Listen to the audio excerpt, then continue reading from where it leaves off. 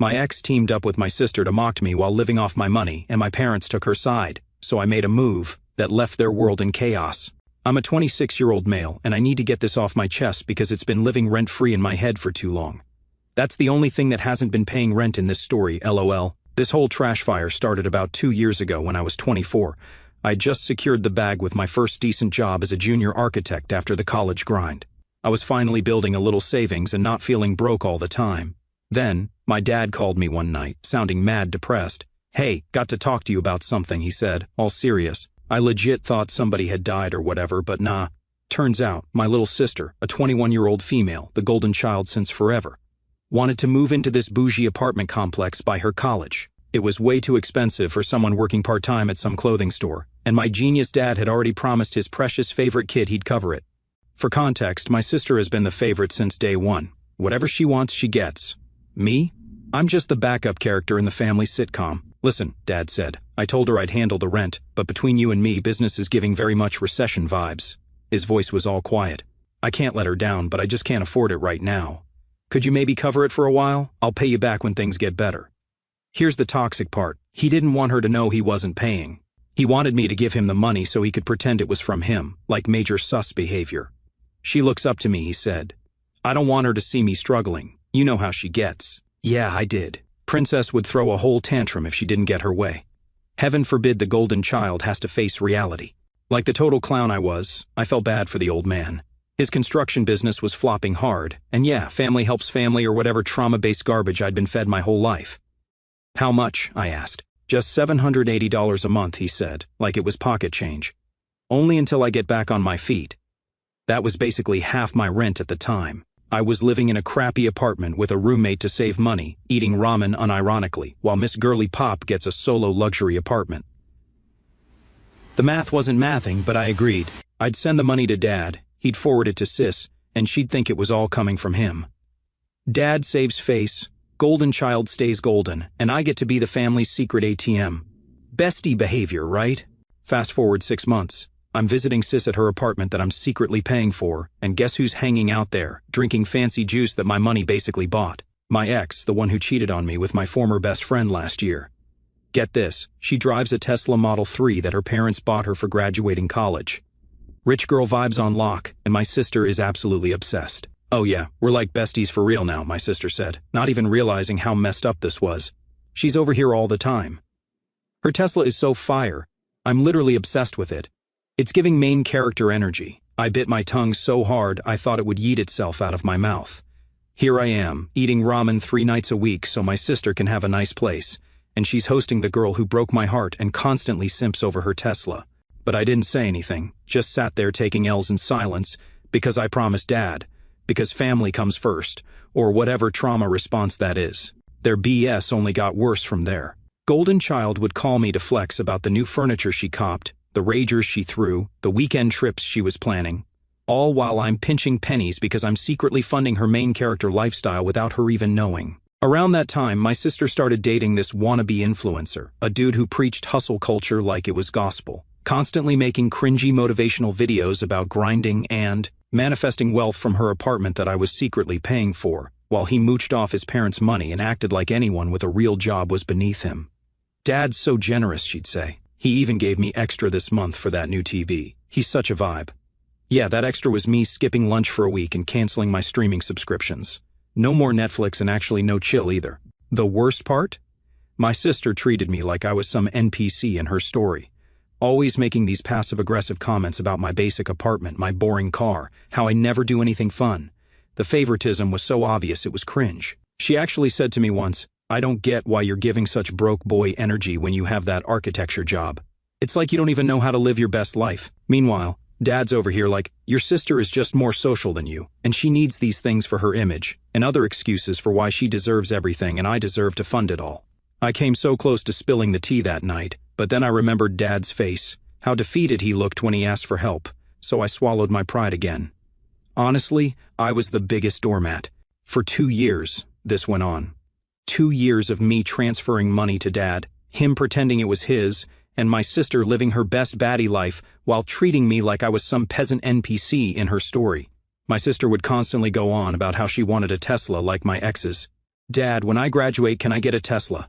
Sarah's is so busting. I literally can't even with these basic cars anymore. And my dad would just say, "We'll see, princess." Instead of, "Hell no, we can't afford that because your brother is already bankrolling your entire existence." Meanwhile, I'm driving a 2010 Honda that's giving major struggle bus vibes and makes weird noises when it rains because all my extra cash is going to her apartment. I couldn't even afford to fix my phone screen that had been cracked for months, while she's posting her apartment tour on TikTok with her perfect aesthetic and LED lights everywhere.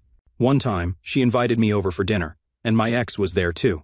They spent the whole night circle jerking about my ex's Tesla and how it's giving eco-friendly luxury, while I just sat there knowing I was basically paying for the food they were chomping on.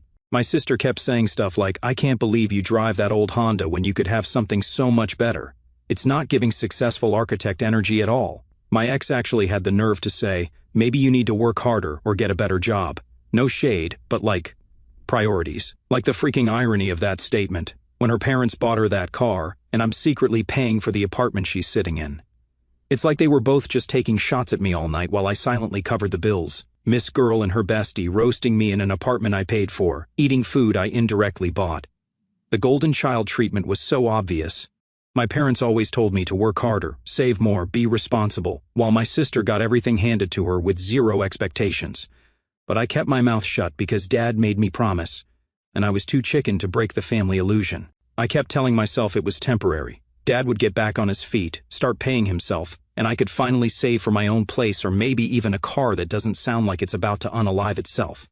But no. Every time I'd ask Dad when he might be able to take over the payments, he'd have some new excuse. Business was slow. He had unexpected expenses. He was waiting on a big client to pay.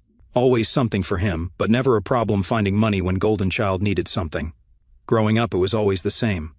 Sis needed dance lessons? They found the money. I wanted to play sports? Too expensive. Sis needed a new laptop for school? Of course. I needed art supplies for my architecture portfolio? Can't you just use what you have? The favoritism was so blatant it should have had its own zip code. Then came the night when everything went nuclear. It was at my mom's birthday dinner. Picture this. Dad looking stressed as usual, me exhausted from working overtime to fund both my life and my sister's secret lifestyle. And my sister, fresh from getting her nails done that I guarantee somehow came out of my pocket. We're all at my parents' place, around this old dining table we've had since forever. Mom's barely saying a word, just serving food and refilling drinks like she's a robot or something. She's always been checked out whenever there's any family drama, just pretends nothing is happening and keeps moving. Very "this is fine" dog in a burning house meme energy. So, we're eating dinner, making basic small talk, when my sister drops this absolute gem. "I've decided I'm getting a Tesla Model 3, she announced, all casual, while twirling pasta on her fork like she's in some TikTok mukbang. The white one with black interior. It's literally so aesthetic. Dad nearly choked on his water. I could see him low-key panicking.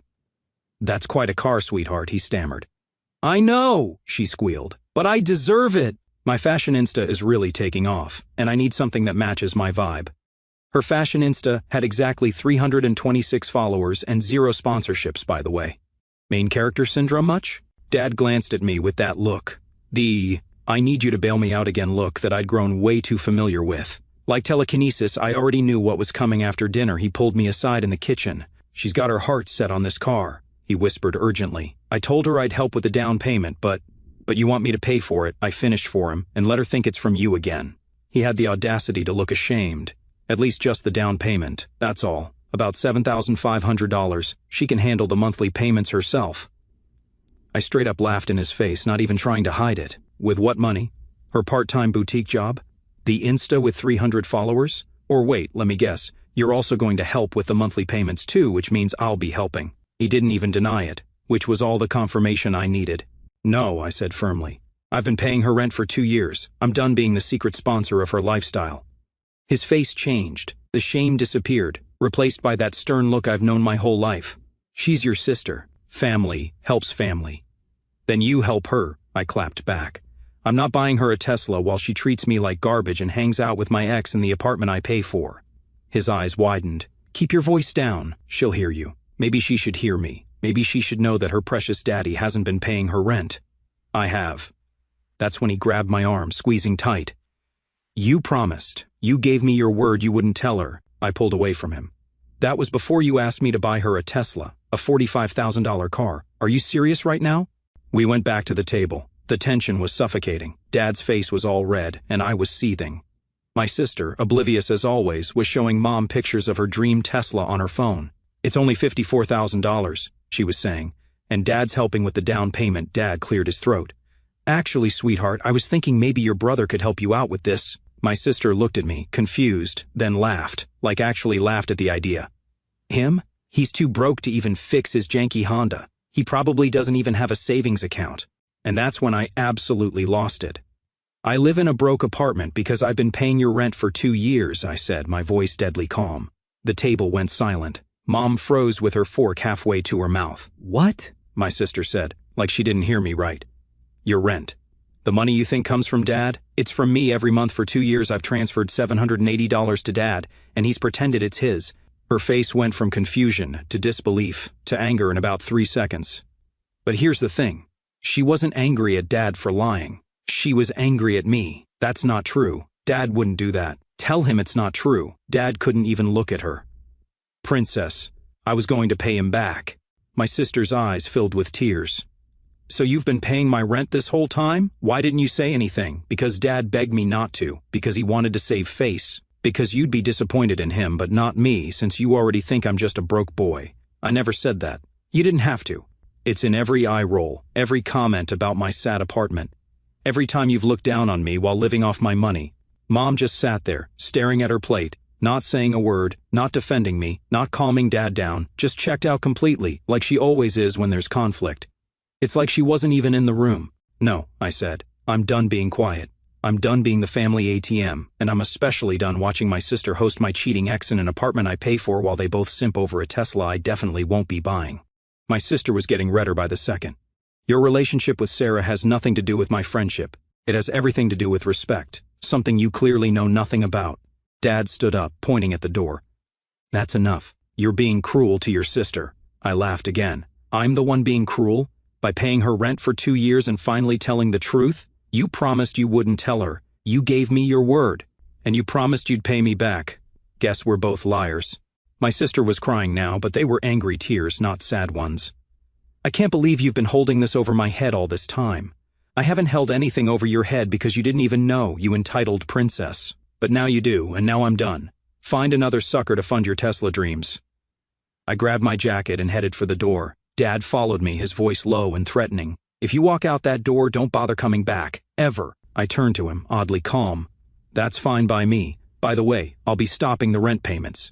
You've got 2 weeks to figure something out. And I left. Walked out of that house and straight into a storm I never saw coming.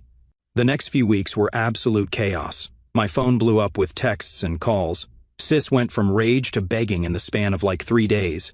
Dad alternated between threats and guilt trips. Mom sent single texts like, "Please call your father," with zero context. I blocked them all after the first day. I needed some freaking peace. But 3 days later, I got a weird call from my bank asking about unusual activity. Turns out, someone had tried to access my accounts. That's when I realized this family drama was about to level up in the worst possible way. The bank wouldn't tell me exactly who, but we all know who was playing detective with my money. So I immediately changed all my passwords, set up 2-factor authentication, and put alerts on everything. I wasn't taking any chances with these people anymore. I thought that would be the end of it, but then a whole new level of crazy dropped on me.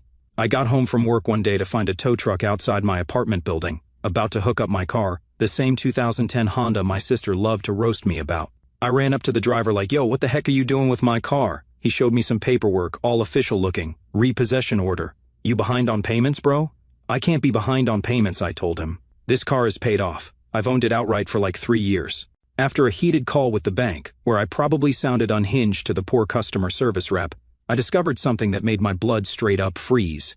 My father had taken out a title loan against my car a few months earlier for $7,200. That's literally impossible, I told the rep.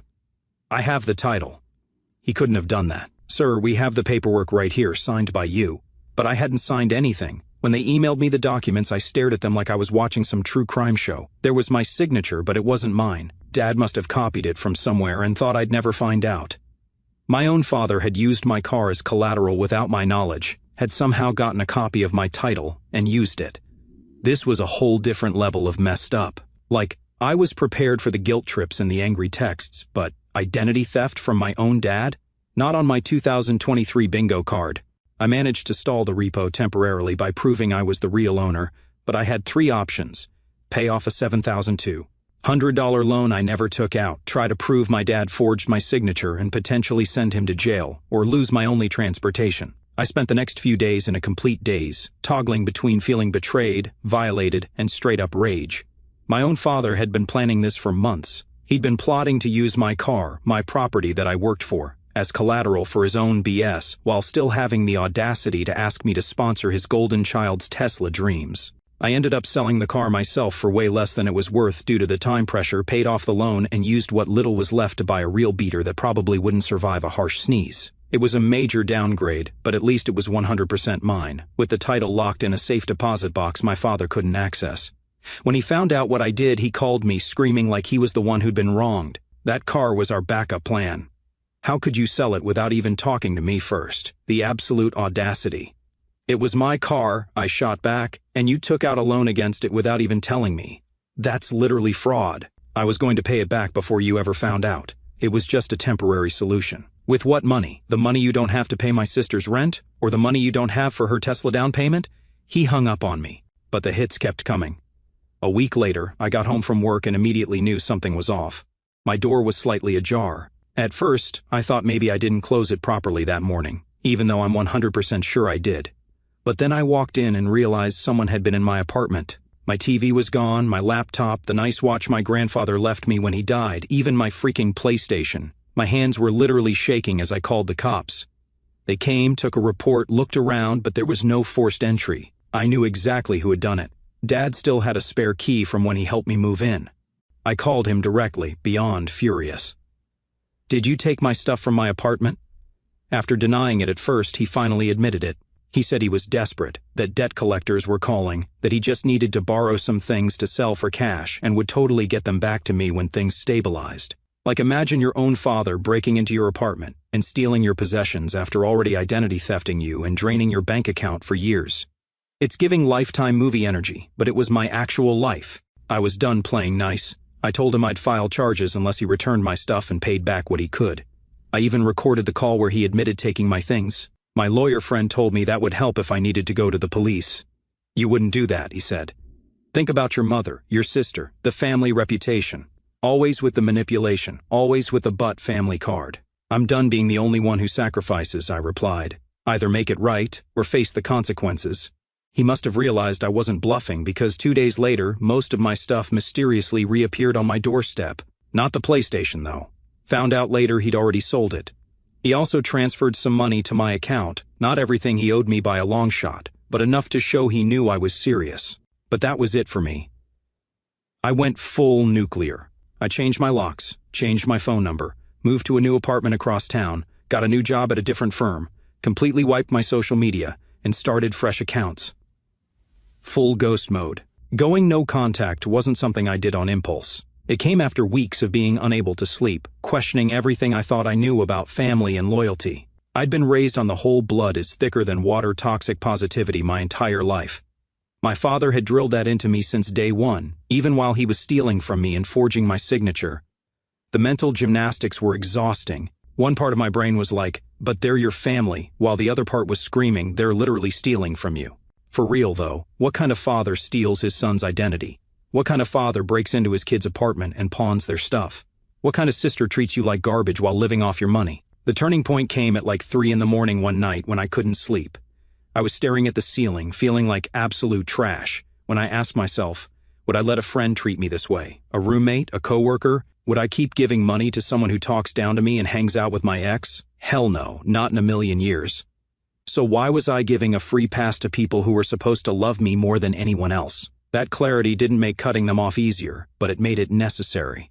And that's how I found myself completely starting over at 26. New apartment, new job, new phone number, no family, all because I finally stopped being everyone's ATM and started putting myself first. 6 months into my new life of blessed silence on the family side, I got an email from my sister, and the contents had me shook.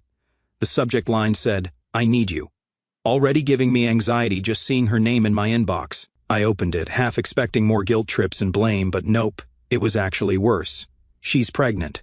Baby daddy, that influencer, ghosted her. She got evicted from the apartment because she couldn't afford it without my secret payments, and she's living with our parents again. Family, she wrote. Family sticks together no matter what. I know we've had our differences, but I need your help now more than ever. Differences? She made fun of my car while I paid her rent. She hung out with my ex. Her dad stole from me and broke into my apartment, but sure, differences covers it. The email went on about how she's having a hard time, how she's changed, how she really needs her big brother right now. She even mentioned she'd been looking at smaller apartments, not expecting anything fancy, just somewhere she and the baby could be safe. Translation, she wants me to pay for a new apartment. What pissed me off was the last line. Dad says he's sorry too. We all miss you. I stared at that email for a solid hour, not even exaggerating, my finger hovering over the reply button like it was the nuclear launch codes. Part of me, the part that's been conditioned since birth to be the family fixer, wanted to rush in and save her, to prove I was a good brother, to be the hero. But another part, the part that's been in therapy for 3 months learning about boundaries and self-respect, recognized the familiar pattern, the crisis, the appeal to family loyalty, the expectation that I would drop everything because she needed me. I didn't respond right away. I just sat with the email open, processing my actual feelings instead of just reacting. There was genuine concern for her situation and the baby. No kid asks to be born into this mess. But there was also this bone-deep exhaustion, knowing this cycle would never end unless I ended it. The same old pattern. Golden child gets in trouble. Family expects me to fix it. Nobody acknowledges the real problems. Rinse and repeat until I'm broken bitter. I closed the email without responding, marked it as spam, and moved on with my life. Maybe it was a bit too much, but it was necessary for my own sanity. The first few months of no contact were low-key brutal. Holidays felt empty. Birthdays passed without celebration. I'd catch myself reaching for my phone to text my sister about a movie she'd like, or call mom about a recipe. Then I'd remember they weren't part of my life anymore and why. The doubt would creep in during those quiet 3 in the morning moments when your brain loves to torture you. Was I being too harsh, overreacting? Should I try to fix things? Then I'd remember the theft, the lies, the years of being used, and I'd put the phone down. I tried to stay strong, created new traditions, made new friends who actually respected me. Slowly, the raw wound started to heal into something like peace. I got promoted at my new firm, started dating someone who doesn't treat me like crap, took a solo trip to Japan that I'd been putting off for years because I was always helping family. For the first time, I was living my life for me. Then, almost a year after that dinner when everything imploded, I saw my mother at the grocery store, just randomly in the produce section, both of us reaching for the same type of apples. We made eye contact, and for a second I thought about pretending I didn't see her, but something made me stay. She looked older, more tired. I felt a weird pang of something, more like echoes of what might have been in a different family. She approached carefully, like I might bolt. Maybe I would have once. You look well, she said, scanning my new clothes, my better haircut, all the visible signs that I was thriving without them. I nodded. I am well. She fidgeted with her purse strap. Your father had a health scare last month. His heart. My pulse quickened. Old programming dies hard. Is he okay? He'll recover, but it was serious. Made him think about some things. I waited for the guilt trip, the manipulation, the expectation that I would come running back, checkbook open. Surprisingly, it didn't come. Your sister asks about you sometimes, she said softly. Even after everything. I stared at the apples in my hand, suddenly super interested in their shiny skin. She's still living with you? Yes. Mom's voice was flat, matter-of-fact, no emotion whatsoever. She got a job at the mall, still struggling with the baby. Your father helps with childcare. I felt nothing but a distant pity. Good for her. My mother looked like she wanted to say more but stopped herself. She didn't touch me or try to bridge the gap between us, just stood there awkwardly, clutching her purse. Well, I should go, she finally said. Take care of yourself. No, I miss you. No, I'm sorry. No real acknowledgement of anything, just the same emotional distance she'd maintained my entire life. You too, I said, and meant it enough. We didn't exchange numbers. Didn't make plans to reconnect. Some bridges, once burned, leave only ashes. But as I watched her walk away, I felt something shift inside me. Not forgiveness exactly, I wasn't ready for that, maybe I never would be. But something like acceptance, recognition that my mother had always been emotionally absent, my father desperate to maintain appearances, and my sister shaped by their dysfunction. They were all just playing out patterns that started long before I was even born. My sister seemed desperate through all this. From what little I hear through mutual acquaintances, she still complains about her horrible apartment and how nobody helps her, still doesn't. Said understand why her life is hard while others have it easy, still posts on social media about wanting a Tesla someday. Meanwhile, I just bought my first new car ever. Not a Tesla, but a reliable Toyota that doesn't make weird noises when it rains. Paid cash, no loans, no drama. The truth is, going no contact wasn't a single decision made in a moment of anger.